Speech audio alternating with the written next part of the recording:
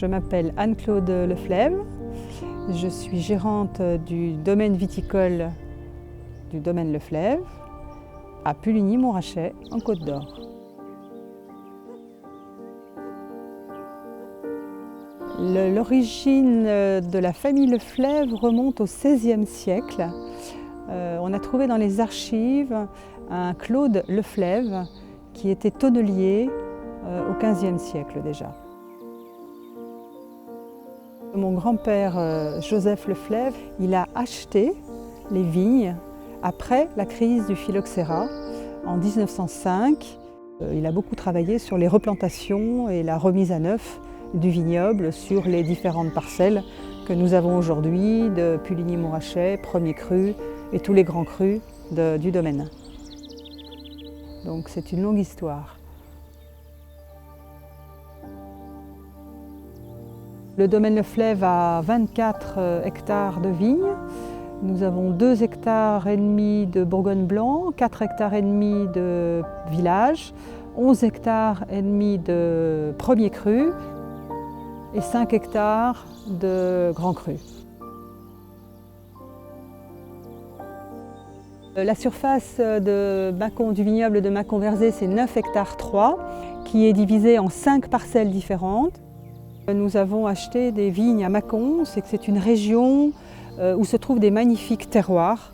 Et puis c'était une nouvelle aventure sur des vins plus simples. Donc au niveau du marché, je pense qu'il y avait une attente d'avoir des vins faits par le domaine Leflèvre en biodynamie, mais à des prix plus raisonnables. Pour moi, la biodynamie, c'est une vision holistique de la vigne. C'est-à-dire prendre en considération tous les éléments qui entourent la vigne, que ce soit le sol, que ce soit la plante, que ce soit l'environnement aérien.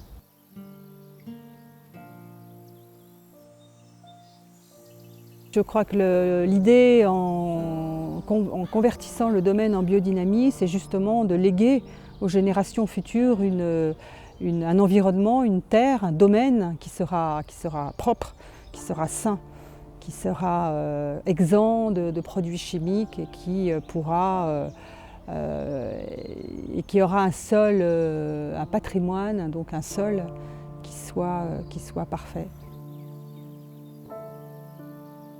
Nous avons créé une école qui s'appelle l'École du vin et des terroirs, qui a été créée en début de l'année, en janvier 2008, qui n'est pas une société commerciale, mais qui est une association qui a été créée dans le but de transmettre les connaissances qui se rapportent à la vigne et au vin du point de vue écologique, environnemental et humaniste.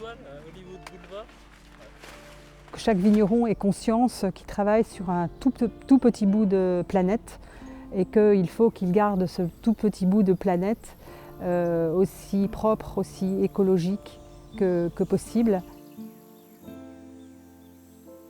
Mais je crois que aussi les consommateurs, les clients ont un rôle important à jouer. C'est-à-dire que si les consommateurs ne sont pas exigeants sur la qualité de ce qu'ils achètent, que ce soit du vin ou que ce soit d'autres produits, à ce moment-là, ils n'incitent pas le producteur à changer sa façon de travailler. Donc le consommateur a beaucoup de pouvoir.